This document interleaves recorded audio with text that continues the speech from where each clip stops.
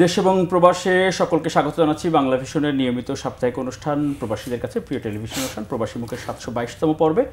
সাথে আছি মিরাজ হোসেন গাজী। প্রবাসীদের সুখ দুঃখ সফলতা সম্ভাবনা নানা খবর নিয়ে প্রতি সপ্তাহে বাংলা ভিশনের পর্দায় এই প্রবাসী মুখ অনুষ্ঠানের মাধ্যমে আমরা হাজির হই আপনাদের সামনে। আমাদের সাথে প্রতি পর্বেই অতিথি হিসেবে উপস্থিত থাকেন প্রবাস খাত বা বৈদেশিক কর্মসংস্থান খাত এবং এই অভিবাসী খাত নিয়ে কাজ করেন এমন বিশেষজ্ঞ বিশ্লেষক অতিথি অথবা প্রবাসী বাংলাদেশিরা। আমাদের সাথে আজকে দুজন গুরুত্বপূর্ণ অতিথি আমাদের স্টুডিওতে উপস্থিত আছেন, দুজনেই খুব পরিচিত মুখ, এই সেক্টর নিয়ে অনেকদিন কাজ করেন। আমাদের সাথে আছেন আলামিন নয়ন ভাই, অভিবাসন বিশেষজ্ঞ বিশ্লেষক এবং হযরত শাহজালাল আন্তর্জাতিক বিমানবন্দরে প্রবাসীরা যাওয়া আসার সময় ওনাকে চিনেন, উনি প্রবাসীদের নিয়ে সরাসরি একটা মাঠে কাজ করেন। আমাদের সাথে আছেন রাহিদ এজাজ ভাই, কূটনৈতিক প্রতিবেদন প্রথম আলো। রাহিদ এজাজ ভাই, আপনাকেও স্বাগত জানাচ্ছি প্রবাসী মুখ অনুষ্ঠান আজকের এই পর্বে। ধন্যবাদ।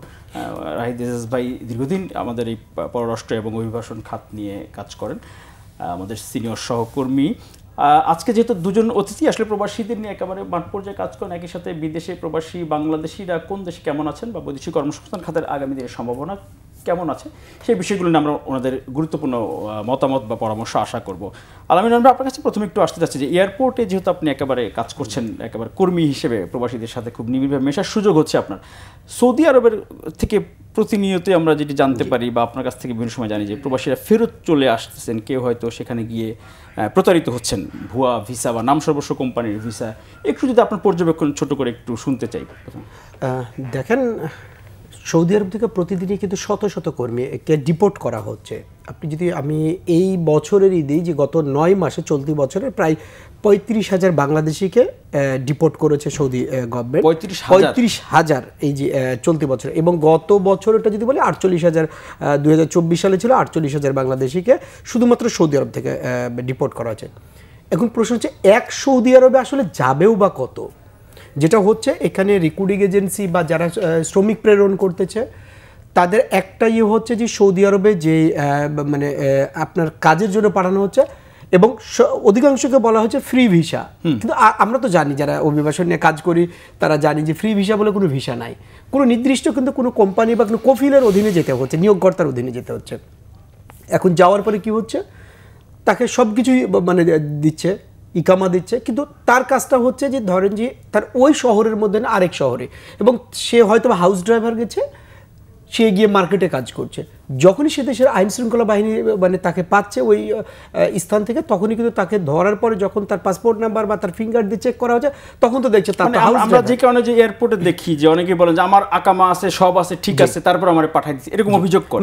মানে এখনো ফিরে আসা কর্মীদের এই অভিযোগ। আমি গত 2018 সাল থেকে আমি ব্র্যাকের প্রতিনিধি হিসাবে আমি এয়ারপোর্টে কাজ করছি, সেখানে দেখছি একই অভিযোগ কিন্তু তখন থেকে চলে আসে। এখন ঘটনা হচ্ছে, আমি যেটা মনে করি যে আমাদের সংশ্লিষ্ট নীতি নির্ধারকরা বা আমার প্রবাসী মন্ত্রণালয় কি এই মানুষগুলোর গল্পগুলো শুনে চেষ্টা করেছে যে কেন ফেরত পাঠানো হচ্ছে, এত সংখ্যক মানুষকে কি, তাহলে কি হচ্ছে? এখানে যদি আমার শ্রমিকের কোনো অপরাধ থাকে সেজন্য হয়তো বা সেটাও ব্যবস্থা নিতে হবে। যদি নিয়োগকর্তার কোনো মানে গাফিলতি থাকে তার বিরুদ্ধে ব্যবস্থা নিতে হবে। কোনো যদি নিয়মকানুনের যদি কোনো ঘাটতি থাকে, কোনো রিক্রুটিং এজেন্সির যদি অপরাধ থাকে তাহলে তাদের বিরুদ্ধে নিতে হবে। কিন্তু আমরা এই ফিরে আসা মানুষের গল্পগুলো শুধু সংখ্যা দিয়ে দেখি, কিন্তু বাস্তবে এটা প্রতিরোধ করার জন্য কোনো কার্যকারী উদ্যোগ দেখছি না। আপনি দেখেন, এবং ফিরে আসা কর্মীরা এখনও বলছে যে হাজার হাজার বাংলাদেশি বিভিন্ন ডিপোর্টেশন ক্যাম্পে আছে যারা ফেরার অপেক্ষায় আছে, এবং কেউ গেছে সদ্য 1 মাস, 2 মাস, 6 মাস, মানে বিভিন্ন মেয়াদে, কেউ 2 বছর, কেউ আবার 10 বছর আগেও গিয়েছিল। কিন্তু এই যে যারা ফিরতেছে এদের তো মানে প্রত্যেকের জীবনে তো একটা করে গল্প, সবাই তো একজন পরিবারের তো খুব একটা আমার প্রবাসী ভাই মানে কি একটা পরিবার, একজন ক্ষতিগ্রস্ত ফেরা মানে একটা পরিবার ফিরে আসা। ওখানে গিয়ে তারা মানে দেখছে যে কোম্পানি নামে মাত্র কোম্পানি বা সাইনবোর্ড নির্ভর কোম্পানি, কাজ দেওয়ার সক্ষমতা নেই, কিন্তু এবং তাদের কাছ থেকে আরেকটা যে বিষয়টি জানতে পারছি সেটা হচ্ছে ওই দেশের নিয়োগকর্তারাও কিন্তু এখন একটা বুঝে গেছে ভিসা কেনা বেচার মতো, মানে তারাও একটা ভিসা ইস্যু করছে, মানে এটার বিনিময়ে টাকা পাচ্ছে। আবার উনি কি যখন ফেরত দিচ্ছে, যখন তাকে ওই দেশের আইন শৃঙ্খলা বাহিনী ধরতেছে, গ্রেপ্তার করছে, তখন কিন্তু নিয়োগকর্তাকে কিন্তু ফোন দেয়। নিয়োগকর্তা প্রথমেই বলে যে ওরা আমি চিনি না, ও আমার এখান থেকে চলে গেছে, ওরা তুই দেশে পাঠিয়ে দাও। যখন দেশে পাঠিয়ে দিল, ওর কিন্তু দায়ভার কিন্তু আর নিয়োগকর্তার উপর থাকলো না। নিয়োগকর্তা তখন কি করছে, আবার 1-2 মাস পরে আবার কিন্তু এটা নিয়ে তো আমাদের তো সেখানে একেবারে দুই দেশেই খুব কঠোর আইন আছে, নীতিমালা আছে, সেখানে আমাদের শ্রমকল্যাণ উইং আছে, যাচাই বাছাই করে এরপরে অ্যাডাস্টেশনের পদ্ধতি সব কিছু আছে। এজাজ ভাই, আপনি যদি একটু এই বিষয়ে, আপনি দীর্ঘদিন আমাদের কূটনৈতিক বিট কাভার করেন, প্রবাসী কল্যাণও কাভার করেন, আপনি অনেক দেশে গিয়েছেন, এই বিষয়ে আপনার খুবই অভিজ্ঞ একজন মানুষ। এই যে সৌদি আরব আমাদের সবচেয়ে বড় শ্রমবাজার যেটিকে বলা হয়ে থাকে, সেখানে এই যে নাম সর্বস্ব কোম্পানি সেখানে কর্মী নিচ্ছে বাংলাদেশ থেকে, আমাদের দূতাবাস আছে, শ্রমকল্যাণ উইং আছে, তারা অ্যাটাস্টেশন করে এরপরে কিন্তু চাহিদাপত্রগুলো পাঠাচ্ছে, কর্মী গিয়ে দেখছে কোম্পানির অস্তিত্ব নেই, নামে মাত্র বা সাইনবোর্ড নির্ভর। এইটা আসলে মানে দেখবে কে, দেখার দায়িত্ব আসলে কার?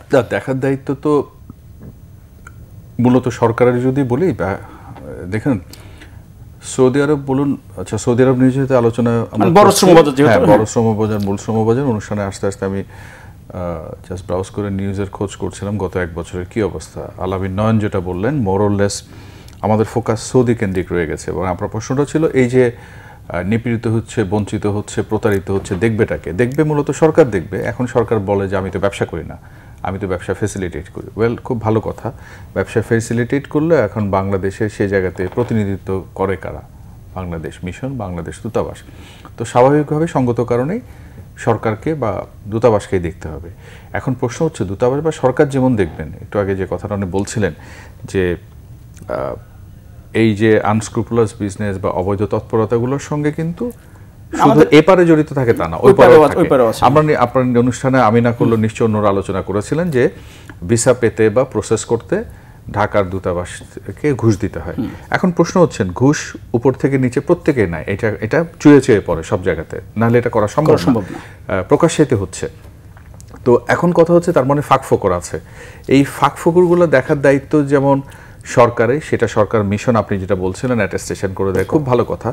এবং এখান থেকে লোকগুলোকে কিভাবে কালেক্ট করা হয়, অনুষ্ঠান শুরুর আগে আমরা বলছিলাম যে এক ধরনের মধ্যস্বত্বভোগী বা দালাল বা এজেন্ট যেটা বলি, এটা তো আসলে অনেকটা সোশ্যালি মোবিলাইজেশনের মতো হয়। একজন তৃণমূল থেকে, একটু আগে ওনার সঙ্গে একজন যোগাযোগ করছিল, বোধহয় ±2 বছর কাজ করেছে, প্রায় ধারকর্য করে 4.5 লাখ টাকা বেশি খরচ করে মালয়েশিয়াতে গেছে, মালয়েশিয়াতে গিয়ে অ্যারেস্ট হয়ে গেছে। এখন কিভাবে সে ফিরবে? এখন প্রশ্ন হচ্ছে এই যে ধরেন 2 বছরে করে কোনো মতে সে বেঁচে আছে, কিন্তু তার জীবন 2 বছরের শেষ, 3য় বছরে এসে সে ধরা পড়লো। কাজেই সরকার যেমন করবে সেটা আপনার অ্যাটেস্টেশন শুধু নয়, এইখান থেকে যখন লোকগুলোকে বাছাই করা হয়, সে প্রপারলি ট্রেন কিনা, তারপর সে প্রপারলি শিখে হাতে কলমে শিখে যাচ্ছে কিনা। 20 বছর আগে, 25 বছর আগে মিরাজ যেভাবে আপনি আমি লোক পাঠাতাম, এখন কিন্তু সেই চাহিদাটা নাই। সে ধরুন আমি আপনি যে পেশায় আছি সেখানেও তো প্রতিনিয়ত পদ্ধতি পরিবর্তন হচ্ছে, আমাকে আপনাকে খাপ খাওয়াতে হচ্ছে। তো সেই জায়গাতে ওরিয়েন্টেশন শুরু থেকে শুরু করে সব কিছু, এবং যে কথাটা আপনি বলছিলেন স্টেট ওই জায়গায় আসি, ওকে 2 জায়গাতে লিগ্যাল ফ্রেমওয়ার্ক আছে, তাহলে ফ্রেমওয়ার্ক থাকা সত্ত্বেও তো এমন কোনো লুপহোলস বা ফাঁক ফোকর আছে যার ফাঁক দিয়ে তারা বের হয়ে যাচ্ছে। যতক্ষণ না আপনি ওই ফাঁক ফোকরগুলো বন্ধ করবেন ততক্ষণ তো এটা চলতেই থাকবে। এবং দেখুন, আমরা জানি, আমরা সবাই 3 জন যে আলোচনায় বসে আছি, সামনের দিনে কিন্তু উনি যে কথাটা বলছেন এক্সস্টেড হয়ে গেছে মার্কেট, তারপর আমরা ঠেলে ঠুলে সৌদি আরব পাঠাচ্ছি, মানে ট্রেডিশনাল মার্কেটের দিকে আমাদের ওদিকে। তারপর একটা ফিগার দিলেন যেটা খুবই অ্যালার্মিং, গত বছর কত 48,000 ফিরে আসছে, এই বছর এরই মধ্যে প্রথম 9 মাসে 35,000। এই ফিগারটা বাড়তে মানে গত বছরকে ছাড়িয়ে যেতে পারে।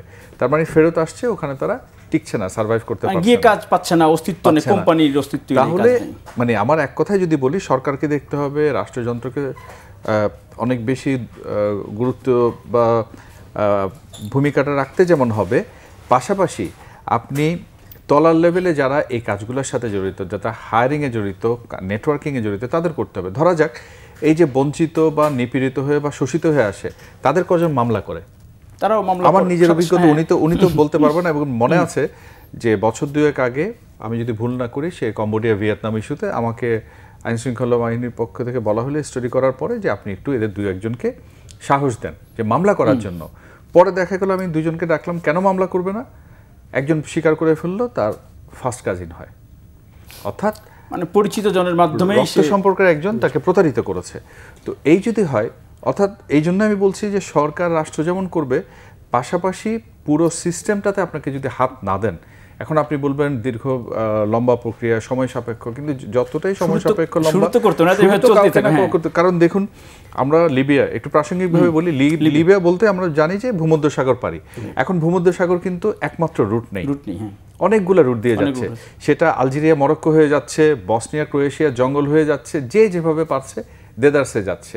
তো এইগুলা তো কারো অজানা নয়। আপনি আমি কাগজে লিখে পত্রিকায় টেলিভিশনে প্রচার করতে করতে বছরের পর বছর পার করে ফেলছেন, একই রকম ঘুরে ফিরে, এবং সিচুয়েশন পাল্টায় নেই। এবং সরকারের পক্ষ থেকে দায়িত্বশীল যারা আছেন ওনারাও কিন্তু বারবারই আশার বাণী কিন্তু শুনিয়ে থাকেন, বা নানা রকম প্রকল্প পদ্ধতি হয়।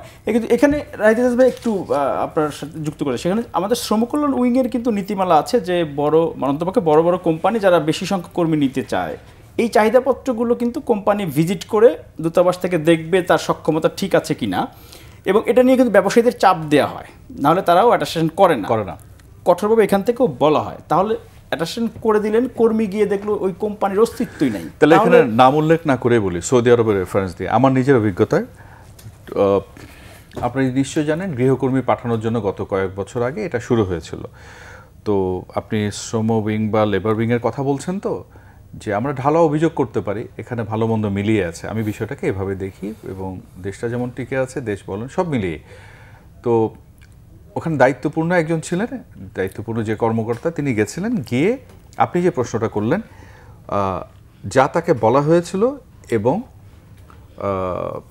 স্পটে গিয়ে উনি তার উল্টো ছবি দেখলেন, এবং তার নিজের সেখানকার সৌদি আরবের পরিস্থিতি, পারিপার্শ্বিকতা, যারা হায়ার করবে তাদের লাইফস্টাইল সব মিলিয়ে উনি একটা ক্রিটিক্যাল রিপোর্ট ঢাকায় পাঠালেন। যেই রিপোর্টটাকে যদি আমলে নেওয়া হয়, তার মানে হচ্ছে গৃহকর্মীর সেখানে পাঠানো ঠিক হবে না বা সমীচীন হবে না। তার জন্য তাকে ভৎসনা শুনতে হয়েছিল, তার চাকরিটা কঠিন হয়ে যায়। তো এখন এই সিস্টেমের মধ্যে থেকে সবাই যে পলিউটেড হয়ে গেছে, করাপ্টেড হয়ে গেছে, সব জাস্ট খালি মাছিমারা কেরানির মতো আপনাকে গো থ্রু করে দেয়, ব্যাপারটা এরকম না। কেউ সেটা চেষ্টা করেন। এখন আপনার সিস্টেমে ধরুন আমি সৌদি আরবের কথা বললাম, সেই অফিসারের কথা যদি আপনি গণ্য করতেন, গ্রাহ্য করতেন, আপনি লোক পাঠানোর সংখ্যাটা কমিয়ে দিতেন, আমরা তো কূটনৈতিকভাবেও তো একটু দেনদরবার করার সুযোগ থাকতো। আমরা তো আত্মহননের মতো ঘটনা কিন্তু উনি আরো ভালো বলতে পারবেন, সৌদি আরবের গৃহকর্মীদের ক্ষেত্রে ঘটেছে, নির্যাতন হয়েছে, পাশবিক অত্যাচারের ঘটনা, আবিরনের ঘটনা তো আমরা জানি, সারা বিশ্বে আলোচিত। তাহলে এগুলো তো এসছে, আসার পর আমরা কি করেছি না, মার্কেট বন্ধ করা যাবে না, বন্ধু প্রতিম দেশ, তার ব্যাপারে এটা বলা যাবে না। কাজেই দেখেন, সম্পর্ক বলেন, বন্ধুত্ব বলেন, দিন শেষে কিন্তু আপনার দেশের বা রাষ্ট্রের স্বার্থটা বড়, মানুষ বড়। আর তার চেয়ে বড় কথা কি যে আপনি মানুষ নিয়ে কাজ করছেন, মানুষেরকে সুরক্ষা দিবেন। তো সেই জায়গায় আপনি তো গোড়াতেই ভুলটা করে ফেললেন, যেই গন্তব্যে পাঠাচ্ছেন যে মানুষগুলো আলটিমেটলি বলি হবে, তো সেই জায়গাতে আপনি পাঠাবেন কেন? আর ধাক্কা দিয়ে জোর করতে সেখানে পাঠানোর কোনো দরকার নেই। সে ধরেন যে মানুষগুলো পরিবারের মুখে হাসি ফোটাতে যায়, একটা স্বপ্ন দেখে, একটা রঙিন স্বপ্ন, মানে কল্পনার জগতে বসবাস করে, কিন্তু সে বাস্তবে কোথায় যায় এবং দেখে কল্পনার ফানুস সে ওড়ায়। কিন্তু আসলে যেহেতু সরকার দিন শেষে তো সরকারের উপরই তো দায়ভার চলে যায় তাদের উপরে। এবং সেই সাথে আমি বলবো যারা রিক্রুটিং এজেন্ট আছে এবং তাদের মিডলম্যান হয়ে যারা করে, তাদের বিষয়টিও দেখাটা খুব জরুরি। যে সাবেক একজন সচিব সালিন সাহেবের কথা অনেকের মনে, উনি কিন্তু বলছেন যতদিন পর্যন্ত রিক্রুটিং এজেন্সি নৈতিকতার মধ্যে না আসবে ততদিন পর্যন্ত আসলে এই সেক্টর ভালো হবে না।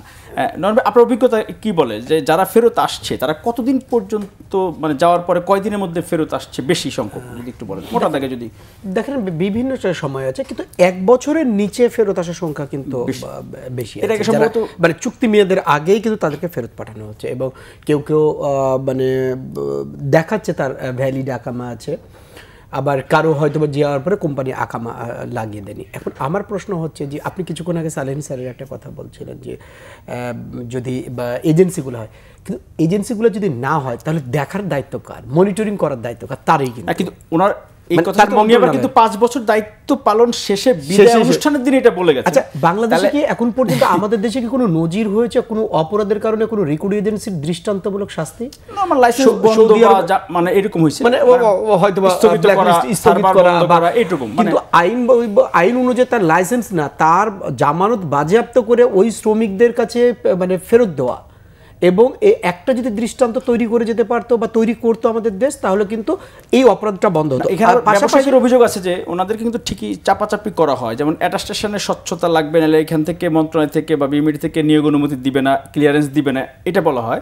কিন্তু আবার কোনোভাবে আবার হয়ে যায়, মানে চাপ দেওয়ার পরে হয়ে যায়। আবার চাপ দেওয়ার পরও কিন্তু আপনি জানেন যে আনঅফিসিয়ালি কিছু মানে এটা অনৈতিক সুবিধার কারণে তারা বলেন যে হয়ে যায়। এবং ওই দেশের যে যাওয়ার পরে কোনো নিয়োগকর্তা যদি চাকরি দিতে ব্যর্থ হয়, অথবা কোনো নিয়োগকর্তা যদি কোনো আমার দেশের নারী গৃহকর্মীকে নির্যাতন করে, তার বিরুদ্ধে কি আমরা কোনো দৃষ্টান্ত আনতে পারছি? এক আবিরুন ছাড়া আমরা কিন্তু আর পারি নাই।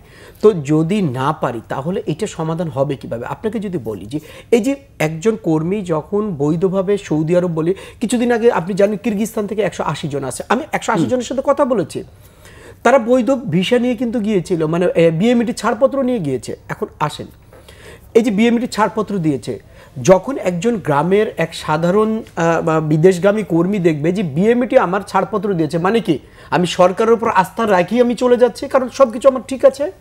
আমরা কি বলি, আমরা যখন অ্যাওয়ারনেসের কথা বলি তখন বলি যে জনশক্তি পুরো ছাড়পত্র থাকতে হবে, ভিসা ঠিক থাকতে হবে। এখন এবার আমার প্রশ্ন হচ্ছে যে বিএমইটি ছাড়পত্র দেওয়ার পূর্বে রিক্রুটিং এজেন্সি তাদের ডিমান্ড লেটার, তাদের কন্ট্যাক্ট ফর্ম, তাদের সমস্ত কাগজপত্র দিয়েছে, তারা যাচাই বাছাই করেছে, করার পরে ছাড়পত্র দিয়েছে। এখন দেওয়ার পরে ওই কর্মীর যাওয়ার পরে আর কোনো ভিসা এক্সটেনশন হয়নি, তাদেরকে 2 মাসের এন্ট্রি ভিসা দেওয়া হয়েছিল, এক্সটেনশন হয়নি। কেউ কোম্পানি পায়নি, কেউ কাজ পায়নি, মানবতর জীবনযাপন করে সেই দেশের প্রশাসন ধরে অবৈধ বসবাসের দায়ে ধরে তাদেরকে ফেরত পাঠালো। এখন আসে এর দায়টা কার? দায়টা নিশ্চয় বিএমইটি যখন দিচ্ছে একজন কর্মী, উনি যেটা বলছেন কর্মী আস্থা পায়, ভরসা পায়, এটা যেমন ঠিক, আবার এটাও ঠিক যে সরকারের উপর আস্থা ভরসার চাইতে যে এজেন্সি বা এজেন্ট তাকে পাঠাচ্ছে তার উপর, বা ওই যে নিকটাত্মীয় যে আপনি যে কথাটা বলছেন সার্ভার, তো সার্ভারের ডেটাতে অ্যাক্সেস কার আছে? এটা তো সরকারি রাষ্ট্রের, তাহলে সরকারি লোকজন করে। আর যে কথাটা আমি বলছিলাম যে উনি যে বিষয়টা বলছেন যে কটা শাস্তি হয়েছে গত 54 বছরে, এই লোকগুলো যে যাচ্ছে সেটি কয়েক লাখ টাকা খরচ করে, আমি মালয়েশিয়ার একটা রেফারেন্স দিলাম, এমন কোনো শর্ত বা পূর্ব শর্ত আছে যেটাতে বলা হচ্ছে এই লোক 2 বছর 3 বছর 4 বছরে যাবে, প্রতি মাসে এই বেতন পাবে, তার ন্যূনতম এই অধিকার কাগজে কলমে আছে, হ্যাঁ কাগজে কলমে আছে।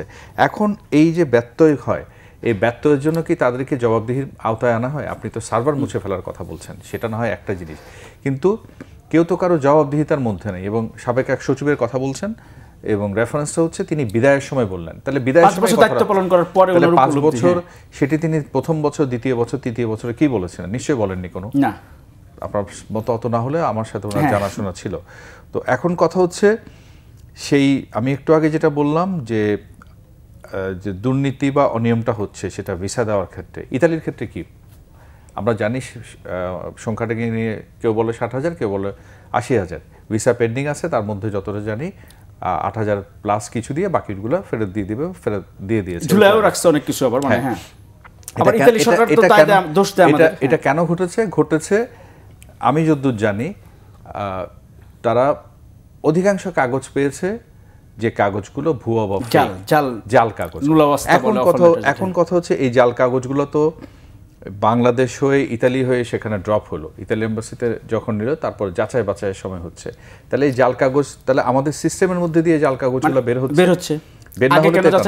আরেকটা জিনিস আমি এখানে প্রাসঙ্গিকভাবে বলতে চাই, দেখুন আপনি যখন লিখি নতুন শ্রমবাজার, যেমন জাপানের কথা কবে শুনি, বেশ কয়েক বছর ধরে শুনছি, এটা প্রসেস হচ্ছে। এখন জাপান 4-5 বার এরকম ঢাকঢোল পিটিয়ে উদ্বোধন করা হয়েছে, সৌদি আরবের মতো এই সরকার যেমন করেছে এর আগেও তো হয়েছে। আপনার নিশ্চয় মনে আছে আর্মি ব্যাক কেয়ারটেকার গভর্নমেন্টের সময় হঠাৎ করে তখনকার উপদেষ্টা পররাষ্ট্র ইফতেখার চৌধুরী পররাষ্ট্র এবং প্রবাসী রাশিয়া ঘুরে এসে বললেন যে রাশিয়া আমাদের শ্রমবাজার 5,000 এটা সেটা, এবং এটা প্রাসঙ্গিকভাবে চলে আসে যে রাশিয়া যাওয়ার কথা আজ থেকে 17-18 বছর আগে আসে, এবং সেই রাশিয়াতে গিয়ে আর আলটিমেটলি রাশিয়া তারা ল্যান্ড করে না, যুদ্ধের ময়দানে ছেড়ে দেওয়া হচ্ছে রাশিয়া ইউক্রেন যুদ্ধে।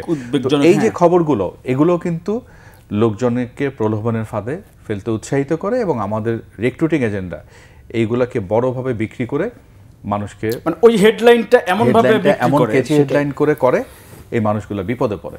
তো এই যে মানুষগুলো বিপদে পড়ে, রিক্রুটিং এজেন্ট এটা করছে, এটা দেখার দায়িত্ব তো সরকারের। তো সরকার তার দায়িত্বটা কি যথাযথভাবে পালন করছে? আমি একটু আগে যেটা বললাম রিপিটেশনই হবে, যে আইনের ফাঁকফোকর আছে, পুলিশিংয়ের অভাব আছে, এবং এখানে কোনো ট্রান্সপারেন্সি অ্যাকাউন্টেবিলিটি কিছু নাই। ন্যায় বলে দিব্যি এই মানুষগুলো, লক্ষ লক্ষ মানুষ প্রতারিত হয়, বঞ্চিত হয়, জীবন দেয়, মানে জেল খেটে নিঃস্ব হয়ে কিন্তু একেবারে। তারপরে ধরা যাক আমরা যখন আলোচনা করছি গতকাল ওমানে যারা সড়ক দুর্ঘটনায় প্রাণ গেলেন, তো তাদের কি হবে? তাদের পরিবার নিঃস্ব হয়ে গেল, পরিবার কেউ সন্তান হারা হয়েছে, কেউ স্বামী হারা হয়েছে, তার জবাবটা কে দিবে? কেউ দিবে না। কেউ পাশে দাঁড়াবে কিনা, মৃতদেহ আনা নিয়েও পরিবারের দুশ্চিন্তা থাকে। আপনার আমার আছে যে মৃতদেহ আনার ক্ষেত্রে একটা তাদেরকে কি দুর্ভোগ পোহাতে হয়। কিন্তু নিয়ম আছে, নীতিমালা আছে, সবই আছে, কিন্তু সেগুলো কিন্তু বাস্তবে। নয়ন ভাই, একটু যদি আমরা একটু মালয়েশিয়া প্রসঙ্গে একটু আলোচনা করছি। এয়ারপোর্টে যেহেতু আপনি একেবারে মাঠ পর্যায়ে যেহেতু প্রবাসী কর্মীদের সাথে কাজ করার সুযোগ আছে, মালয়েশিয়াতে যে ভিজিট ভিসায়, ট্যুরিস্ট ভিসায় তথাকথিত এই যে যাচ্ছে, মাঝে মধ্যে ফেরত পাঠাচ্ছে, এইখান দিয়ে কীভাবে চলে যায়? আপনারা গেলেও তো এয়ারপোর্টে অনেক চেক করে ইমিগ্রেশন, যে আপনি কি আসলে ভিজিটর কিনা। তাহলে এই কর্মীরা যারা চলে যাচ্ছেন কেমনে যায়, আসলে কি পর্যবেক্ষণ, যেটুকু আপনার জায়গা থেকে বলা যায়? দেখেন, মালয়েশিয়ার শ্রমবাজারটা হচ্ছে সৌদি আরবের পরে যদি বলি যে মালয়েশিয়ার আকর্ষণটা আবার বেশি কর্মীদের। এবং কিছুদিন আগে আমাদের মাননীয় প্রধান উপদেষ্টা ভিজিট করে আসছে, ভিজিট করে এসে বললো কি যে মালয়েশিয়ার শ্রমবাজার খুলতেছে, মালয়েশিয়ার শ্রমবাজারের সম্ভাবনার গল্প শুনি, কিন্তু কি স্টেজে আছে এই গল্পটা কিন্তু আর কেউ জানে না।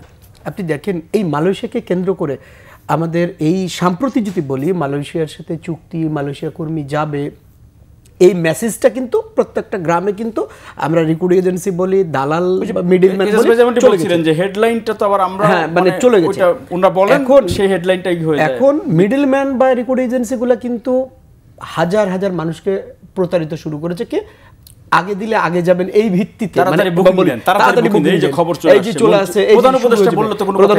এখন কি হলো, তার পাসপোর্ট চলে গেল তার কাছে, কিছু টাকা চলে গেল তার কাছে, কিন্তু সঠিক তথ্যটা কিন্তু কেন তুলে ধরছি না? কারণ আমরা সম্ভাবনার চাইতে তো আমাকে সঠিকটাও তুলে ধরতে হবে, যে এখন যাবেন না, সর্বোচ্চ পর্যায় থেকে যখন বলা হয় তখন তো আসলে আমরা যদি এরকম বলা হতো যে আগামী 6 মাস কিন্তু কোনো কিছুই হবে না, আপনারা এই 6 মাস কিন্তু অপেক্ষা করতে হবে, তাহলে কিন্তু ক্লিয়ার মেসেজ পেয়ে যায়, কিন্তু হচ্ছে না। এখন আসেন, এই যে 2023-এর মালয়েশিয়ার একটা রিপোর্টে আছে যে অবৈধভাবে মালয়েশিয়া অনুপ্রবেশের শীর্ষে বাংলাদেশিরা। তো দেখেন, এতগুলো বাংলাদেশি আমার এয়ারপোর্ট দিয়ে চলে গেল, আমরা কেউ টেরও পাইলাম না। এমনকি ওখানে যাওয়ার পরও মানে ধরা পড়েছে, কিছুদিন আগেও যারা আসছে তারা বা হচ্ছে যে মালয়েশিয়া ইমিগ্রেশন বলেছে যে তাদের ভিসা, তাদের ইমিগ্রেশন সিল, এগুলো সব ফেক। তো আচ্ছা, এই ফেকগুলো যখন মালয়েশিয়া বললো, মালয়েশিয়া ইমিগ্রেশন, আমরা কি বাংলাদেশের পার্টে কারা এটার সাথে জড়িত ছিল বের করতে পেরেছি? পারি নাই। এখন আমাদের কাছে মনে হয় যে মানে কর্মী যেভাবেই হোক যাক, আর এর প্রকৃত কারণগুলো দেখেন, ওই যে ব্যক্তিটা ট্যুরিস্ট ভিসায় মালয়েশিয়া ইমিগ্রেশনে যে আটকা পড়লো, ওই ব্যক্তির চাইতে কিন্তু আমার রাষ্ট্রের ইমেজ কিন্তু অনেক বড়। এখন আমরা দেখতেছি বাংলাদেশি পাসপোর্ট বিভিন্ন দেশে কিন্তু এখন মানে একটু মানে ডাউনে চলে যাচ্ছে, আমরা কিন্তু এখন কিন্তু মর্যাদার দিক দিয়ে কিন্তু কমে যাচ্ছি। কমে যাওয়ার পিছনে কিন্তু এই কারণগুলো, শুধু তাই না, আমার শ্রমবাজারেও কিন্তু এটার কিন্তু প্রভাব পড়তেছে। আমরা যে নতুন নতুন শ্রমবাজারগুলো যে ওপেনের অনেক কথা শুনেছি, যেমন আপনি জানেন রোমানিয়া, তারপর ফিজি, এগুলো কিন্তু আমার দেখা মতে যে এগুলো শুধু মনিটরিংয়ের অভাবে। আমি রোমানিয়ার ঘটনা তো আমরা জানি, ভাই যদি ভাই একটু বলেন। রোমানিয়াতে ধরেন যে আমি 2000 মানুষ পাঠিয়েছি, এখন রোমানিয়ার কথা উঠছে, রোমানিয়াতে কেউ থাকছে না, রোমানিয়া থেকে চলে যাচ্ছে অন্য দেশে, ইউরোপের বিভিন্ন দেশে। এখন আমি যে 2000 পাঠিয়েছি, এই 2000 কে মনিটরিং করছে, আসলে 2000-এর মধ্যে কত আছে, কত, তাহলে আমি কৌশল চেঞ্জ করবো। রোমানিয়ার রাষ্ট্রদূত মন্ত্রণালয় এসে বলে যে আপনার লোক তো থাকে না, যদি একটু বলেন যে ওই যে বললাম না যে আমরা বুঝতাম কি শুধু ভূমধ্য সাগর হয়ে ইতালিতে যাওয়া এবং অনুষ্ঠান, এবং আমরা যদি বোট পিপলের স্ট্যাটিস্টিক্সগুলো দেখি গত 5-7 বছরে সবচেয়ে বেশি মোবিলিটি হয় যে 10টা দেশ, 5টা দেশ, বাংলাদেশ বরাবরই সেখানে থাকে। তো এখন কথা হচ্ছে যে এই প্রসঙ্গটা উনি আনলেন যে রোমানিয়ার যে লোকগুলো যাচ্ছে আমরা মনিটর করছি কিনা। আমরা তো মনিটর করছি না। আর এখন একদিকে মনিটর করার ব্যাপার আছে, অন্যদিকে হচ্ছে তাদেরকে যারা রিক্রুট করে বা তাদেরকে হায়ার করে যারা পাঠায়, তারা কিন্তু আনঅফিশিয়ালি দেখেন পুরো তারা জেনে বুঝে যেমন টাকা এই যে 2 লাখ 4 লাখ 10 লাখ কেউ কিন্তু টাকার কোনো রিসিট পাবেন না কিছু। আমি তো বললাম দুজনকে যখন সাহস দিলাম উৎসাহিত করলাম নিয়ে গেলাম যে মামলা করেন আপনি, তার কাছে কোনো এভিডেন্স নেই। তখন যারা ছিল সেই বন্ধু ওই ল এনফোর্সিং এজেন্সি তারা বললো অসুবিধা নেই যে আমরা আমাদের মতো করে নিব। এখন এই লোকগুলোকে আপনি যে মনিটরিং করার কথা বলছেন দুটাতে একদম অপোজিট জায়গা।